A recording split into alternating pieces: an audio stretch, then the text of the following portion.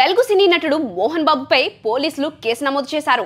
ఇప్పటికే మోహన్ బాబు కుటుంబంలో విభేదాలు తారాస్థాయికి చేరిన సంగతి అందరికీ తెలిసిందే. ఈ నేపథ్యంలోనే గుర్తు తెలియని వ్యక్తులు తమపై దాడి చేశారని, తనకు తన భార్యకు ప్రాణహాని ఉందని ఫహడీ షరీఫ్ పోలీసులకు మంచు మనోజ్ సోమవారం ఫిర్యాదు చేసిన సంగతి తెలిసిందే. ఆ తర్వాత మోహన్ బాబు కూడా పోలీసులకు తన వెర్షన్లో ఫిర్యాదు చేసిన విషయం తెలిసిందే. ఇక నిన్న రాత్రి ఈ గొడవలపై సహనం కోల్పోయిన మోహన్ బాబు మీడియా మీద దాడి చేశారు. ఆ విజువల్స్ కూడా సోషల్ మీడియాలో ట్రెండ్ అవుతున్నాయి. అయితే ఆయనపై తాజాగా కేసు నమోదైందని తెలుస్తుంది. ఏ పోలీస్ స్టేషన్లో కేసు నమోదైందో పూర్తి వివరాలను ఇప్పుడు తెలుసుకుందాం. తన కుమారుడు మంచు మనోజ్ కోడలు మౌనికా రెడ్డిలపై పోలీసులకు ఫిర్యాదు చేశారు. దీంతో మనోజ్ మౌనికాలపై కూడా కేసు నమోదైంది.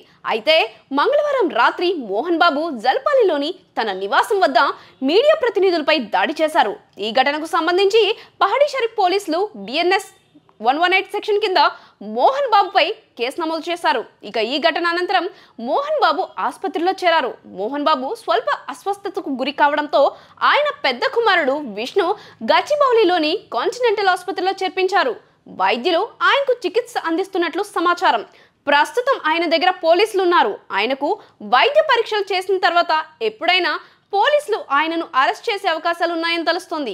మంచు ఫ్యామిలీలో జరుగుతున్న గొడవల పరిణామాల నేపథ్యంలో మోహన్ బాబు, విష్ణు, మనోజ్లకు పోలీసులు వేర్వేరుగా నోటీసులు జారీ చేశారు. బుధవారం ఉదయం 10:30 తన ముందు వ్యక్తిగతంగా విచారణకు హాజరవ్వాలని రాచకొండ పోలీస్ కమిషనర్ సుధీర్ బాబు ఆదేశించారు. అయితే ప్రస్తుతం ఆసుపత్రిలో చికిత్స పొందుతున్న మోహన్ బాబు పోలీసుల ఎదుట హాజరవుతారా లేదా అనేది చర్చనీయాంశంగా మారింది. ఈ ఘటన గురించి పూర్తి వివరాలు తెలియాల్సి ఉంది.